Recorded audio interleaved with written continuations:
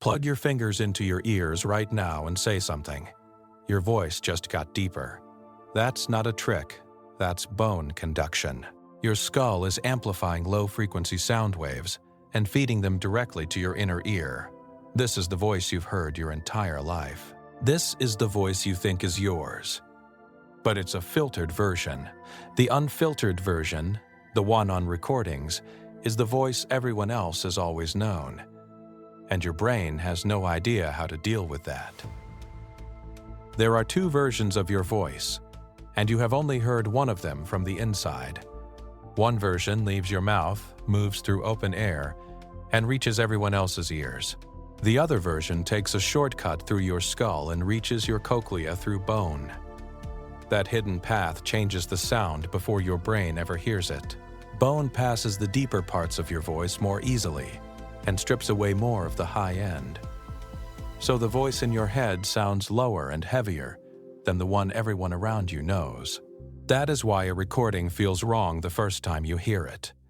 It sounds thinner because the recording is not carrying the extra bass your skull adds.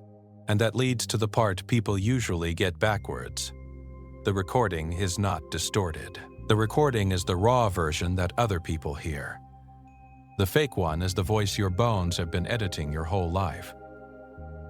Knowing all of that should make the recording easier to accept, but it usually does not. The problem is no longer just the sound coming in. It starts before you even say a word.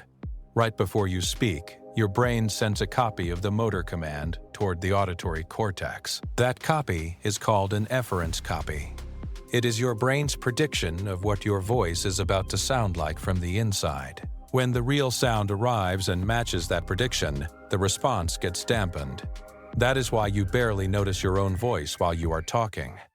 A recording breaks that loop immediately. The sound coming back does not match the version your brain prepared for. The dampening fails.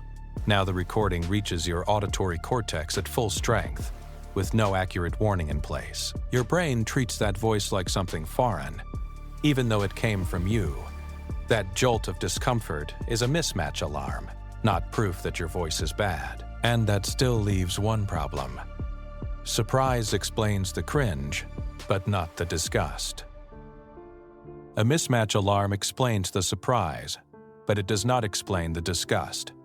That part starts when the sound stops feeling technical and starts feeling personal.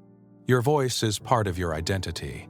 Studies on voice perception show that people judge their own recorded voice more harshly than strangers judge the exact same clip. They rate themselves as less attractive, less competent, and less confident. That reaction happens because a recording carries details your inside version hides. Nasality, pitch, accent. Small speech patterns you never noticed become obvious. You hear parts of yourself that other people have been hearing the whole time. That is why the discomfort feels deeper than simple surprise. The problem is not sound quality. It is the gap between the version of you in your head and the version everyone else has known all along. So the real question now is whether that gap can be trained away. There is one group of people who do not flinch at their own recordings. Singers, broadcasters, and voice actors hear that version of themselves constantly. Their brain keeps updating the prediction. Over time, the expected voice starts matching the recorded one instead of the bone-conducted one. The mismatch gets smaller. The disgust fades with it. Your brain is not defending some perfect hidden voice. It is defending the version it is most used to hearing. That means the fix is simple, even if it feels uncomfortable. You do not hate your voice. You hate a voice you have never been properly introduced to. Hear it enough times, and your brain will accept it as yours.